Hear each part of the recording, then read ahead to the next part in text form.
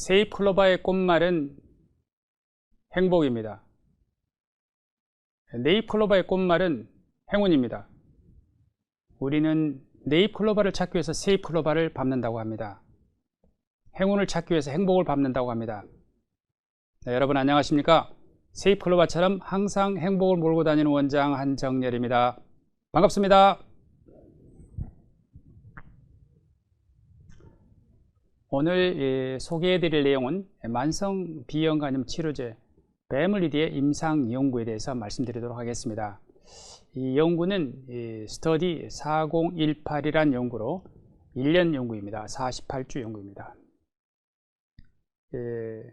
아래쪽 그림을 보면 베물리디는 노란색 25로 적어져 있고, 오른쪽에 아몬드 쉐입으로 되어 있는 비리어드는요 파란색에 300이라 적어져 있죠.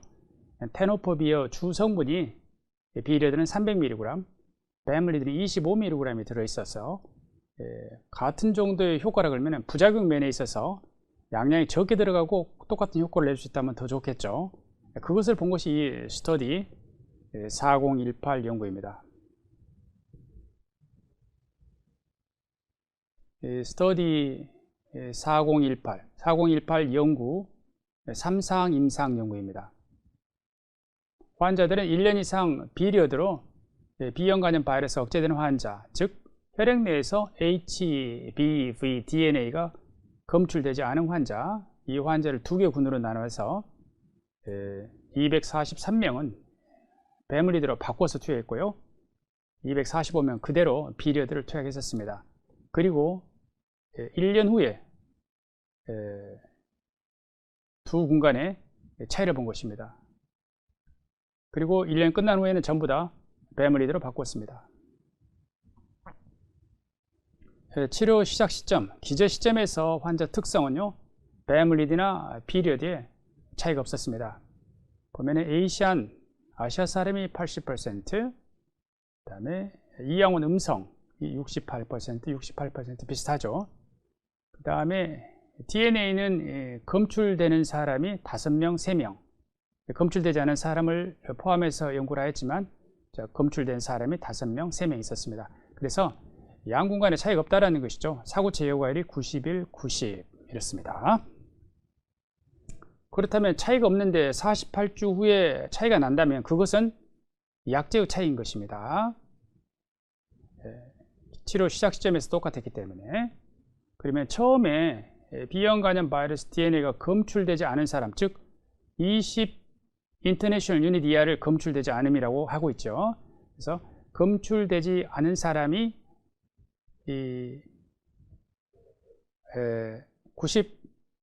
검출되지 않은 사람이 1년 후에 베물리디 군에서 96%, 비리어드 군에서도 96% 똑같이 비형간염 바이러스 억제되는 것이 똑같았습니다.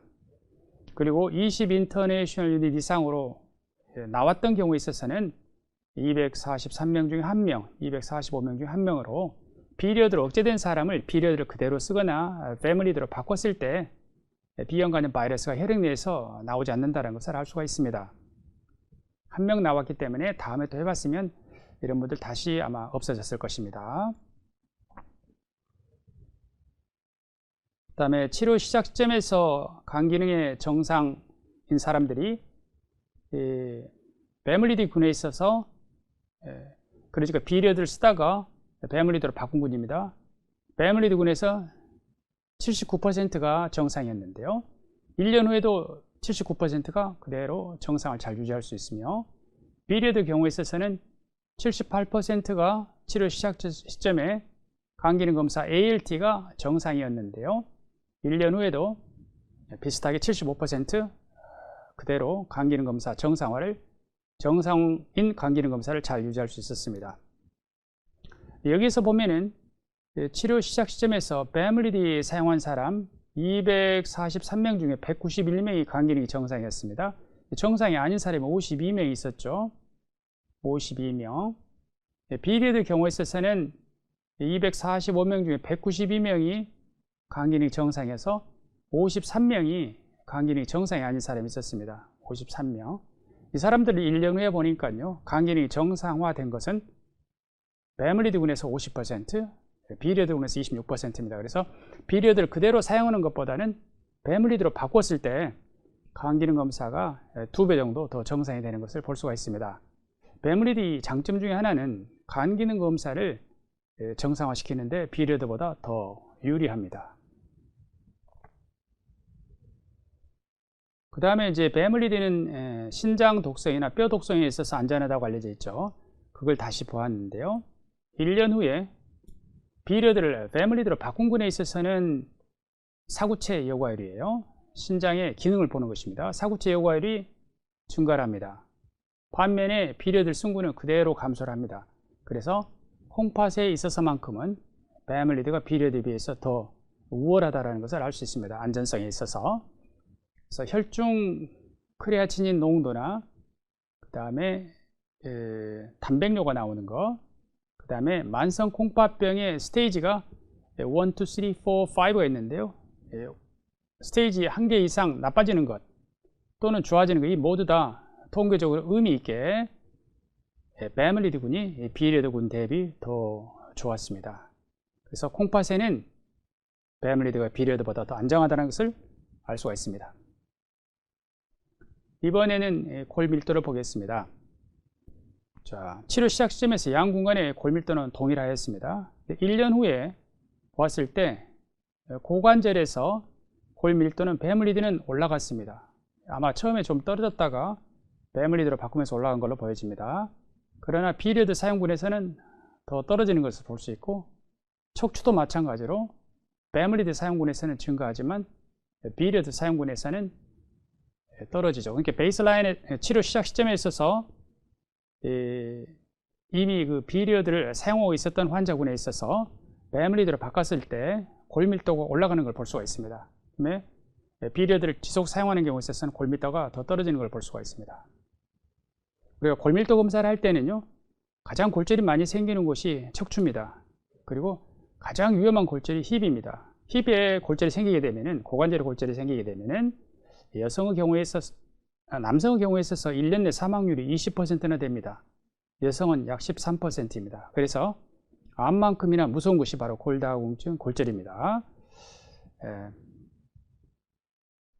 다른 암들은 걸어 다닐 수 있지만 고관절 골절이 생겨버리면 암이 아니지만 걸어 다닐 수가 없고 보호자의 부축이 필요하고요. 사망률이 남자의 경우 1년에 20%나 되기 때문에 골밀도를 찍을 때는 가장 위험한 골절인 고관절 골절하고 척추를 찍는 것입니다. 48주 시점에서 비리어드로 바이러스가 검출되지 않은 군은, 한 군은 배멀리드, 한 군은 이렇게 비리어드를 사용을 하였죠. 보니까 여기서 보면은 약제를 중단할 만큼 심각한 부작용은 없었습니다. 두 군간에. 그 다음에 부작용 때문에 약제를 중단한 경우 또 거의 없다고 보면 되겠습니다. 1% 이하니까요. 그래서 양 군간에 별 차이가 없었습니다. 그 다음에 LDL 콜레스테롤이 배멀리드군에서 조금 더 불리한 결과가 3상 임상 연구에 있어서 5년 데이터에서 나왔었는데요. LDL 콜레스테롤로 보면은 배멀리드군에서 4%, 비리어드군에서 2%로 배멀리드군에서 확실히 그 LDL 콜레스테롤이 올라가는 경우가 조금 더 있습니다.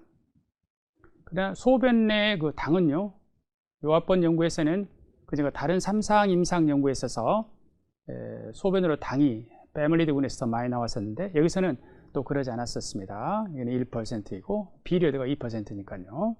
그래서 안전하게 콩팥과 신장을 보호하면서 비형간염 바이러스 DNA 억제 효과가 같으며 간기능 검사는 더 많이 정상화시킨다는 것을 알 수가 있습니다. 오늘은 배멀리드 48주 연구인 스터디 4018 연구를 통해서 비리어드를 통해서 바이러스가 충분히 억제된 사람에게 그대로 비리어드를 사용하는 것하고 배멀리드로 바꿔서 48주 후에 그 결과를 보니까 비형간염 바이러스 억제 효과는 두 군간에 차이가 없습니다. 그런데 간 기능 검사가 치료 시작 시점에서 정상이 아니었던 환자군에 있어서 베밀리드가 비리어드 대비 2배 정도 더 효과적이었고요. 그 다음에 콩팥에 대한 안전성 지표, 이 사구 제거율, 그 다음에 뼈에 대한 지표인 골밀도 검사에서 베밀리드가 비리어드 대비 더 안전한 약이라는 것을 보여주었습니다. 오늘은 스터디 4018 연구, 48주 연구를 통해서 만성 비형간염 치료제 베밀리드의 효과와 안전성에 대해서 알아보았습니다. 이상입니다. 감사합니다.